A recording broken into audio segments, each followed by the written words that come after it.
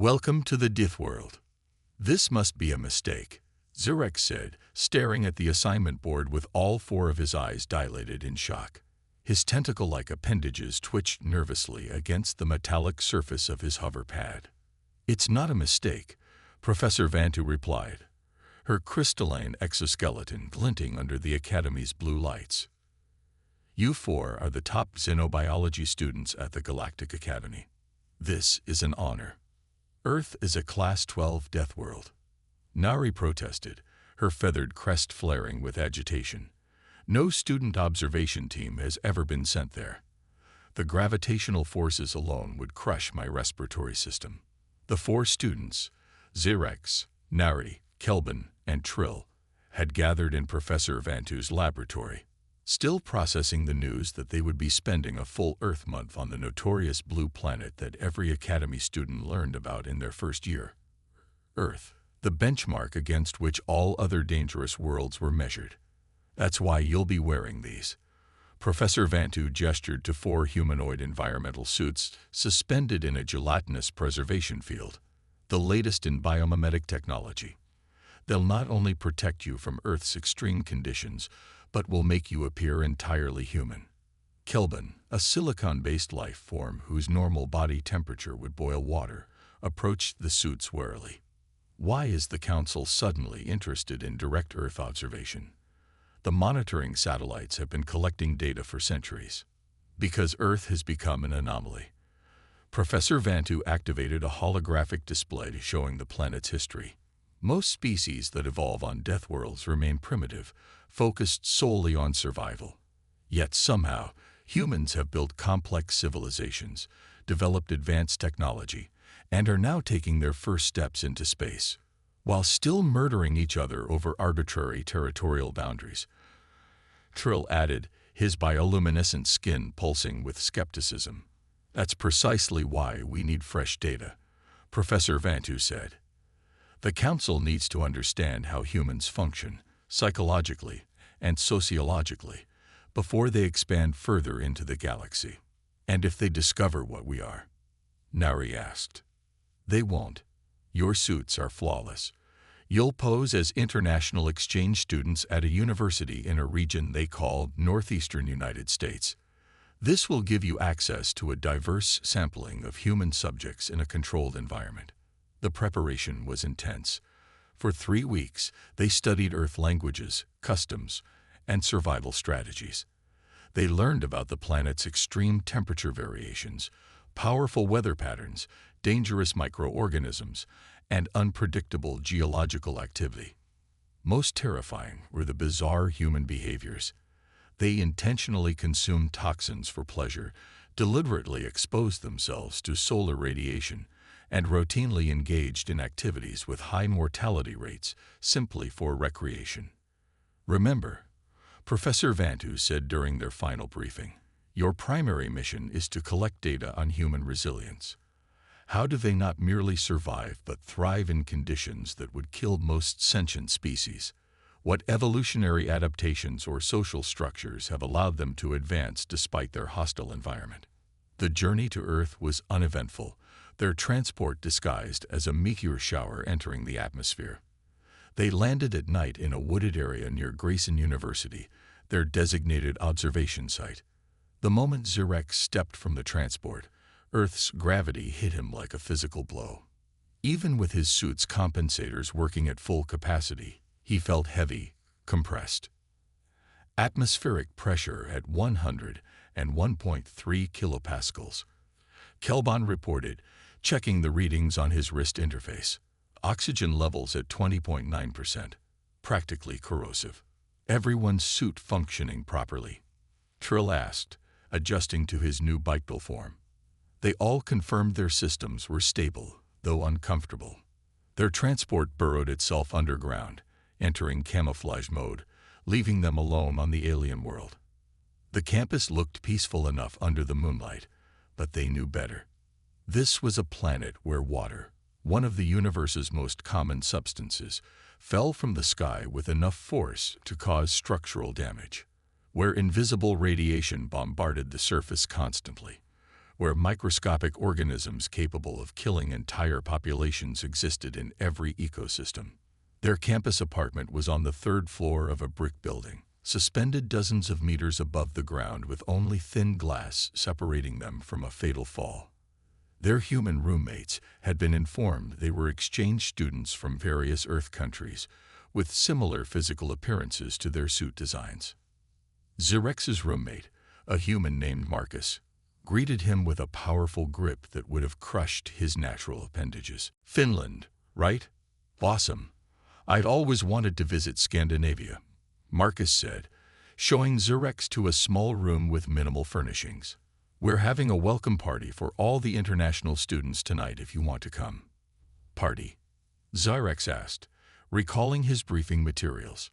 "With music and dancing. And beer, bro. Lots of beer." Zerex knew that beer contained ethanol, a substance humans intentionally consumed despite its neurotoxic effects. "I will observe this gathering." The four aliens met briefly before the party to compare notes.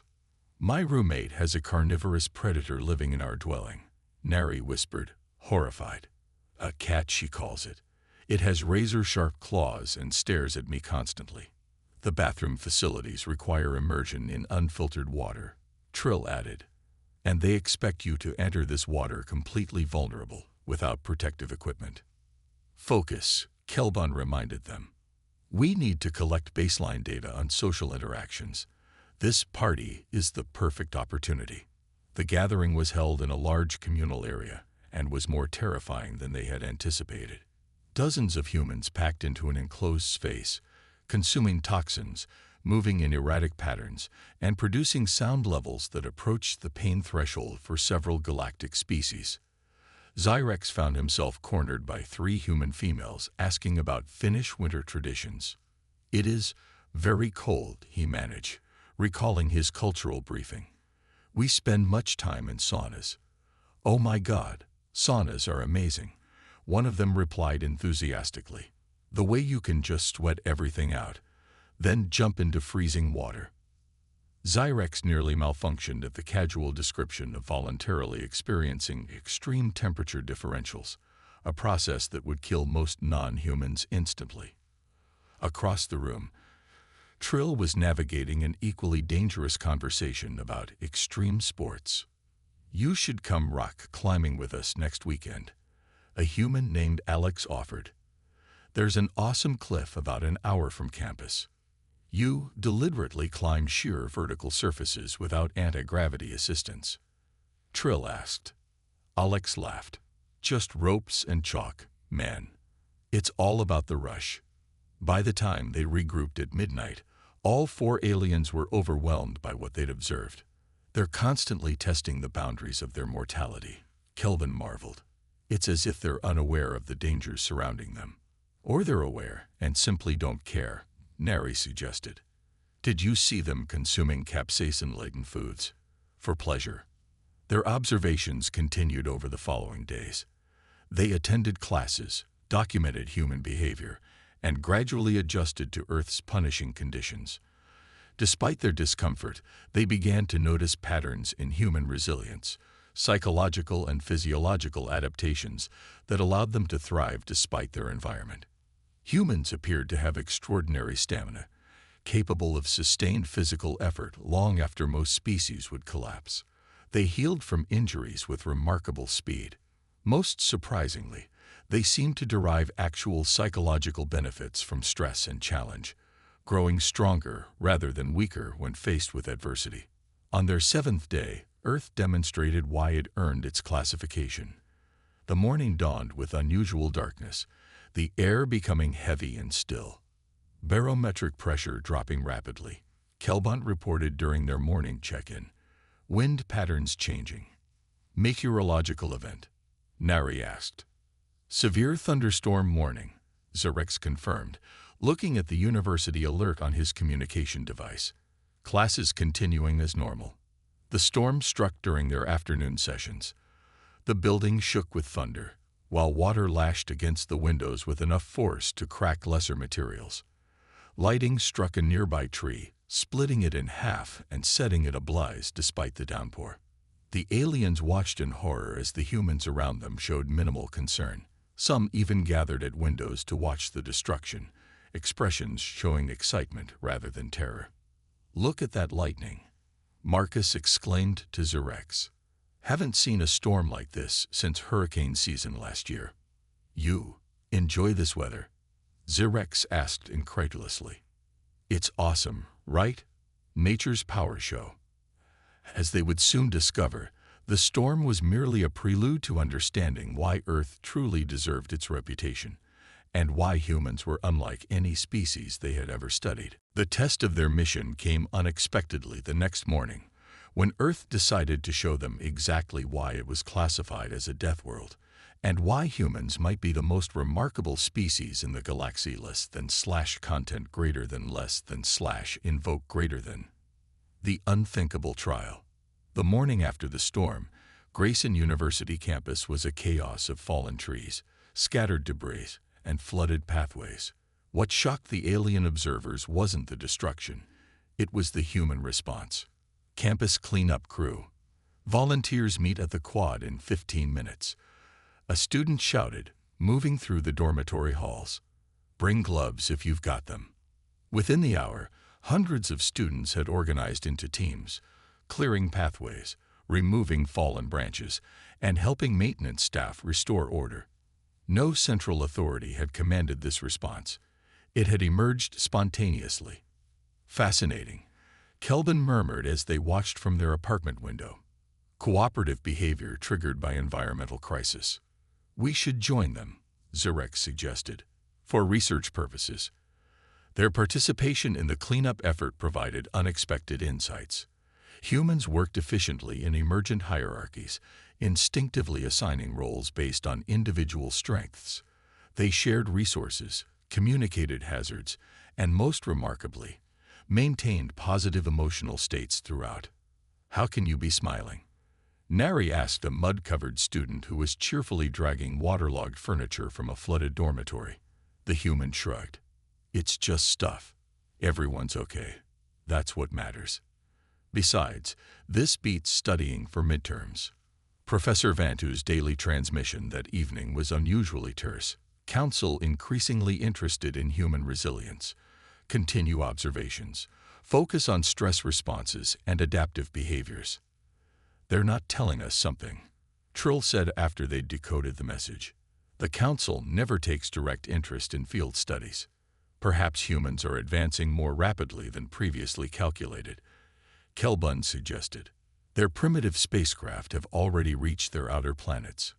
Whatever the Council's concerns, the alien team had more immediate problems.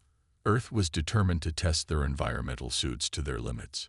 3 days after the storm, the campus environmental alert system activated. A chemical spill at the university's research facility had released potentially hazardous materials. The 4 aliens froze when they heard the announcement, each calculating how quickly they could reach their emergency transport. "Shelter-in-place order for all dormitories," the alert continued. "Hazmat team en route. This is not a drill. Our suits should protect us from most Earth chemicals," Kelvin assured the others, though his silicone-based skin flickered with uncertainty beneath his disguise. They watched from their windows as humans in bright yellow protective gear converged on the science building. What should have been a scene of panic instead unfolded with remarkable order. Students calmly followed evacuation procedures, emergency services arrived promptly, and within hours, the situation was contained. That night, as the all-clear was announced, Xerex received an urgent private transmission from Professor Vantu. "Galactic Council security breach detected. Possible Earth awareness of observation mission. Extraction team delayed by solar flare activity. Maintain cover until arrival. Estimated delay: 5 Earth days."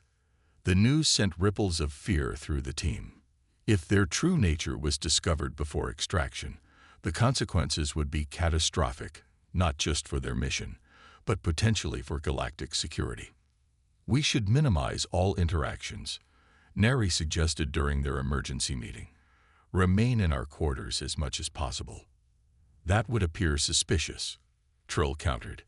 We must maintain normal behavioral patterns. Their debate was interrupted by a campus-wide alert. Severe seismic activity predicted. All students report to designated assembly areas immediately for emergency briefing. Seismic activity. Zirex checked his geological monitors. Earth's crust is shifting. This region isn't even on a major fault line. It's this planet, Kelbun said grimly. Even its stone isn't stable. The emergency briefing was held in the university's largest auditorium. A geology professor explained that unusual tectonic stress had been detected, with moderate earthquakes possible in the next 24 to 48 hours. This building is designated as a primary shelter, the campus security director explained. It's been retrofitted to exceed current seismic safety codes. International students unfamiliar with earthquake protocols should remain here until the alert is lifted. The alien team exchanged glances. Remaining in a crowded shelter increased their risk of discovery, but leaving would draw attention. We stay, Zirex decided. And we observe. This is precisely the kind of adaptive response the Council wants data on. What followed was an extraordinary demonstration of human preparedness. University staff distributed emergency supplies, organized sleeping arrangements, and established communication protocols, all for an event that might not even occur. Most remarkably, the atmosphere remained calm, even positive, with students organizing games and sharing food. They've normalized crisis response, Kelbun noted with admiration. Their baseline psychological state accommodates regular environmental threats. It's more than that, Neri said. They seem to bond through adversity. The earthquake struck just after midnight. The building swayed, lights flickered, and for 30 terrifying seconds, the ground itself became unstable. The aliens, even in their protective suits, were paralyzed with fear, their evolutionary heritage offering no preparation for the sensation of planetary crust shifting beneath them. The humans, by contrast, reacted with practiced efficiency. Those who had been sleeping quickly took cover in designated areas. Others calmly directed people away from windows and potential falling objects. When the shaking stopped, emergency systems activated almost immediately, and injury response teams formed without prompting. Status check. Zirex whispered urgently to his team. Suit integrity at 92%, Kelbun reported, his voice unsteady. Minor systems fluctuation during peak vibration. 89%, Neri added. External temperature regulation compromised. Trill's response was delayed. When it came, his voice was tight with fear. Critical malfunction. Biomimetic interface destabilizing. Human appearance may fail within hours. It was the scenario they had been trained for, but hoped never to face. Suit failure on a pre-contact world. Protocol was clear. Immediate isolation, emergency communication with the extraction team, and if discovery was imminent, terminating of the compromised observer. Before they could formulate a plan, an aftershock hit, stronger than the initial quake. The building's emergency lights failed, plunging the shelter into darkness. Then came the screams. Part of the ceiling had collapsed, trapping several humans under debris. In the chaos that followed, the alien team made a decision that would alter the course of their mission and potentially galactic history. We have to help them, Zirex said. Our directives. Kelbun began. We'll get people killed if we follow them now. Zirex interrupted. Our suits enhance our strength. We can lift the debris. The choice violated every protocol, but watching humans risk themselves to help one another had affected them profoundly. Utilizing their suits' enhanced capabilities, they joined the rescue effort, lifting heavy debris that would have required multiple humans or mechanical assistance. Their actions didn't go unnoticed.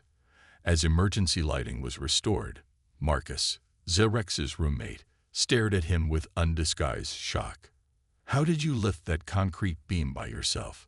He asked when the immediate crisis had passed. Adrenaline, Zirex offered weakly. I've heard humans can perform unusual feats in emergencies. Marcus's eyes narrowed. I'm studying physiology. That beam weighs at least 300 kilos. No human adrenaline rush explains that. Before Xerxes could respond, Trill collapsed nearby, his suit's external layer flickering to reveal glimpses of his true form beneath. The biomimetic failure was accelerating. Your friend needs help, Xerxes said desperately, trying to redirect Marcus's attention. So do you, Marcus replied, his voice surprisingly calm. You're not human, are you? The words froze the blood equivalent in Xerxes' circulatory system. First contact protocols had failed. The mission was compromised. Worst-case scenarios began cycling through his mind. Panic, hostility, violence, global alarm. What happened instead defied all Galactic Council predictions about human behavior. Marcus looked around to ensure no one was watching, then whispered, "Let's get your friend somewhere private. The old physics lab in the basement has emergency power and no windows." Confused but desperate, Xerxes and Kelvin supported Trill, while Neri created a diversion. They followed Marcus through darkened corridors to the basement laboratory, where he quickly secured the door. "Your friend's disguise is failing," Marcus said matter-of-factly. "I'm guessing some kind of biomimetic technology. The earthquake must have damaged it." The alien stared at him in shock. You're not afraid?" Neri finally asked. Marcus laughed softly. "Are you kidding? I've hoped for this my entire life. I just didn't expect first contact to happen during my sophomore year." "How did you know?" Kelvin demanded. "Little things. The way you all reacted to ordinary stuff like spicy food or thunderstorms. How you never actually shower, but just get your hair wet. The way you analyze everything like you're writing a research paper on basic human behavior." His expression grew more serious. "Plus, no exchange student program on Earth sends participants with zero digital footprint. I checked after the first week. None of you exist in any database." Rather than the hostility or fear they expected, Marcus exhibited curiosity and concern. He helped stabilize Trill's suit using the lab's equipment, displaying technical aptitude that surprised them. "Why are you helping us?" Xerxes asked as Marcus soldered a connection on Trill's wrist interface. "Because it's the right thing to do," Marcus replied simply. "You're stranded, injured, on a foreign world. Of course I'm going to help." The statement, so fundamental yet profound, made Xerxes reconsider everything they had been taught about humans. The Galactic Council classified Earth as a death world not just because of its extreme conditions, but because its dominant species had evolved through relentless competition and violence. Humans were considered potentially dangerous, intelligent predators shaped by an unforgiving planet. Yet here was Marcus, demonstrating compassion toward completely alien life forms. "There's something you should know," Marcus said as he finished the temporary repair. "You're not the first non-humans I've met." The revelation stunned them. Professor Vantu had assured them no official contact had been established. 3 years ago, a research vessel crashed near my hometown, Marcus explained. 3 survivors. My parents helped hide them until their rescue team arrived. They swore us to secrecy, said humanity wasn't ready for official contact yet. "That's impossible," Kelvin stammered. "The council would have records of any crash." "Maybe your council doesn't know everything that happens out there," Marcus suggested. "Or maybe some people don't report everything to your council." Before they could process this revelation, their emergency communicators activated. The extraction team had arrived early, taking advantage of a break in the solar flare activity. "We need to go," Xerxes told Marcus. "Our transport is waiting." "Will you tell them about me? About this conversation?" Xerxes hesitated. The protocols were clear. Any human awareness of their existence should be reported and memory modification procedures implemented. "No," he decided. "This stays between us." As they prepared to leave, Marcus handed Xerxes a small data device. "It's a message from the ones who crashed. They told us to give it to any others who might come. Said when the time was right, someone would know what to do with it." The journey back to their extraction point was hazardous. the campus still in chaos from the earthquake. When they finally reached their transport and lifted off under the cover of ongoing emergency operations, all four felt a strange reluctance to leave. 2 weeks later, they presented their findings to the Galactic Council. Their official report detailed human resilience, adaptability, and social cohesion during crisis, all valuable xenobiological data. What they omitted was their interaction with Marcus and the data device he had given them. It was only later, reviewing the device's contents in private, that they understood the true significance of their mission. The message contained evidence that Earth had been under observation not for decades as they had been told, but for centuries, by multiple species, some unknown even to the Council. More shocking was the assessment.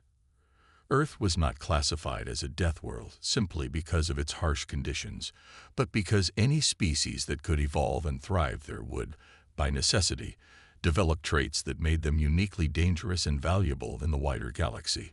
Humans had been deliberately kept isolated not out of fear, but because several factions were competing to be the first to establish formal alliance with them. They're not studying humans because they fear them, Zirex realized. They're studying them because they need them. The final segment of the message confirmed their suspicion.